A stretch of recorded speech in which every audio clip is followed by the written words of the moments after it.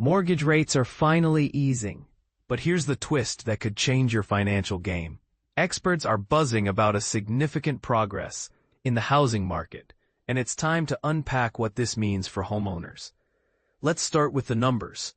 The average 30-year fixed-rate mortgage dipped to 6.58% by August 14th.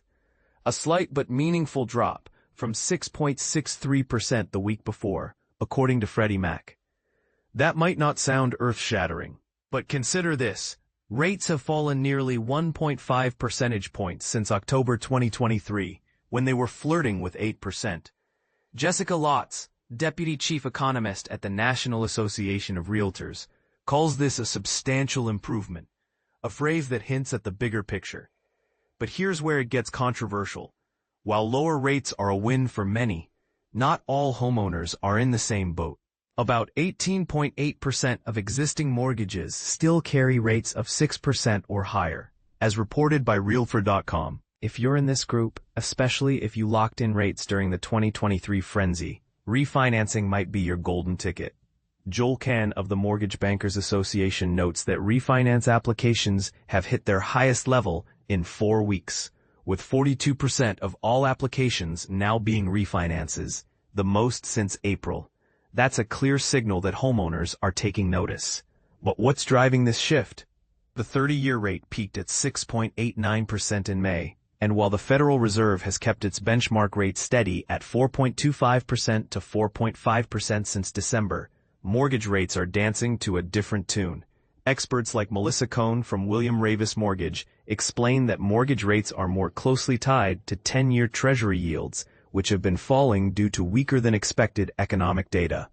The bond market reacts instantly to every data point, Cohn says, hinting at the volatility that could still surprise us. And here's the part most people miss.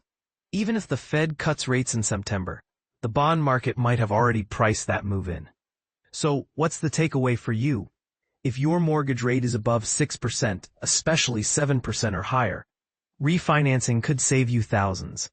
But before you dive in, ask yourself, how long do you plan to stay in your home?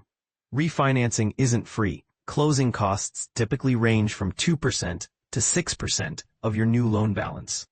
For a $150,000 mortgage, that's $3,000 to $9,000 upfront.